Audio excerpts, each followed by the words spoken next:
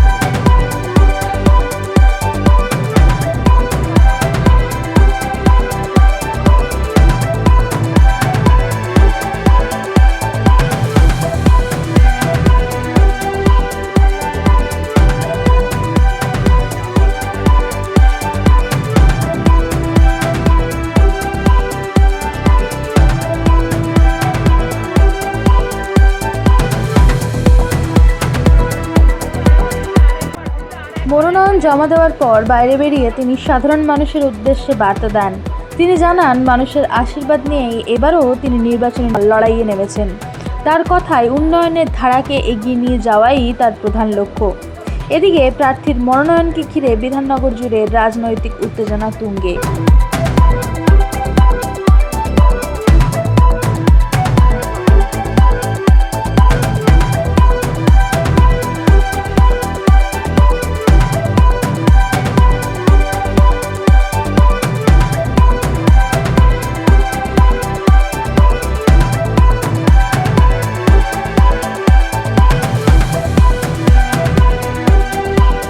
হাজার হাজার সমর্থকদের এই ভিড়ই কি বুঝিয়ে দিচ্ছে আগামী দিনের ফলাফল? মনোনয়ন জমার দিনেই কি হয়ে গেল জয়ের আগাম প্রস্তুতি? সময় বলবে তার উত্তর।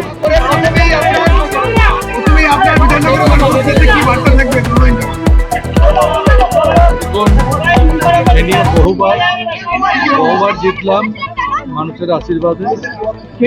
আমার পঞ্চমবারের জন্য নমিনেশন জমা করলাম, মানুষের আশীর্বাদ থাকবে। আর মানুষের সঙ্গে অগাধ বিশ্বাস আমার সারা জীবনে। আর মানুষ যেমন আমাকে ভরসা করে, আমিও মানুষকে ভরসা করি। ঠিক আছে, চলো বাস। আপনার গুরুত্বপূর্ণ মতামত কমেন্টে জানাতে ভুলবেন না। এরকমই সব আপডেট পেতে চ্যানেলটি সাবস্ক্রাইব করে সঙ্গে থাকুন। ধন্যবাদ।